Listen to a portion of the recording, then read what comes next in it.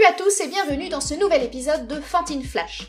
Alors depuis jeudi, c'est l'effervescence. L'Agence européenne du médicament vient de réautoriser la distribution et l'administration du vaccin anti-Covid-19 développé par AstraZeneca, malgré les cas de thrombose. Oh mon Dieu, comment est-ce possible?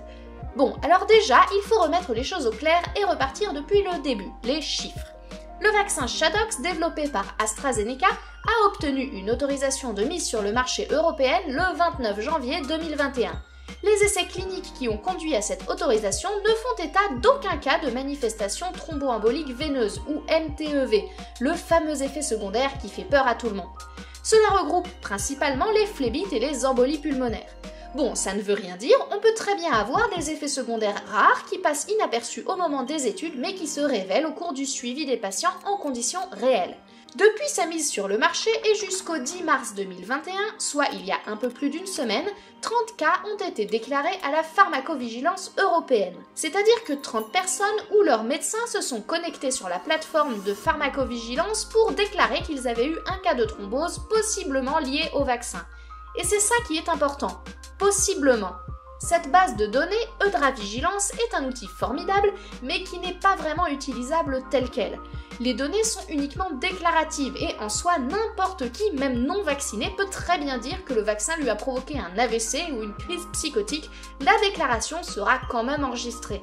A contrario, cette base de données est uniquement déclarative, donc il y a probablement des cas de thrombose veineuse survenus peu après une vaccination et donc possiblement en lien avec celle-ci, mais qui n'ont pas été comptabilisés. Mais de toute façon, cette base de données est la méthode la plus fiable qu'on ait pour évaluer les effets secondaires des médicaments. Et admettons que ces 30 cas soient le chiffre exact et réel de thrombose veineuse survenue chez des patients venant de se faire vacciner par le vaccin d'AstraZeneca. À cette date, ce sont près de 5 millions de personnes qui ont été vaccinées avec ce médicament à travers l'Europe. 30 cas pour 5 millions, cela nous donne 0,000006, soit 0,0006% de risque ou plus sobrement 6 cas par million. Attention, la démonstration mathématique qui va suivre n'est qu'indicative et ne représente absolument pas un modèle statistique fiable. La méthode de calcul de Lemma est sans aucun doute beaucoup plus poussée et précise que cette simple proportionnalité. Même si on y ajoute les chiffres jusqu'au 16 mars et qu'on affine les données, on obtient au final 18 thromboses du sinus veineux cérébral et 7 coagulations intravasculaires disséminées, soit 25 cas pour près de 9 millions de personnes, soit 0,00028%, donc ça baisse encore. On considère que le vaccin est sur le marché depuis 1 mois et demi, donc on multiplie par 8 pour retrouver un chiffre théorique sur une année et on arrive à 0,00224%. Bon, maintenant regardons combien il y a de ces pathologies dans la population générale. La CIVD est une pathologie rarissime chez l'adulte sain puisqu'elle ne se manifeste que chez des personnes atteintes de cancer généralement avancé ou d'infections bactériennes généralisées. Donc son incidence sur une population générale est très difficile à établir. En revanche, on peut estimer l'incidence des thromboses veineuses cérébrales puisqu'on sait qu'elles représentent environ 0,5% des AVC. Et on a environ 140 000 AVC par an en France pour 67 millions d'habitants. Si on prend 0,5% de tout ça, ça nous donne 700 thromboses du sinus veineux cérébral pour 67 millions, soit 0,001%.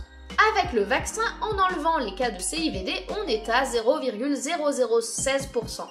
Les chiffres sont comparables, il n'y a donc pas de surrisque dans la population générale. Cependant, on trouve bien une anomalie statistique concernant les thromboses, mais uniquement chez des personnes de moins de 50 ans, principalement les femmes.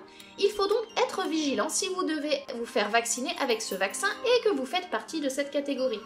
Mais une chose encore plus importante, c'est qu'il y a un truc tout con qui augmente beaucoup plus le risque de thrombose veineuse cérébrale, c'est l'association des pilules œstroprogestatives et du tabac. Une femme sur 5 fume et une femme sur 3 prend la pilule, dont la majorité une pilule œstroprogestative. Beaucoup de femmes fument et prennent la pilule, ce qui a déjà été largement démontré comme étant un facteur de risque de thrombose veineuse. Donc si vous êtes une femme de moins de 50 ans fumeuse et qui prend la pilule, parlez-en à votre médecin pour rediscuter de votre contraception et surtout essayez d'arrêter de fumer.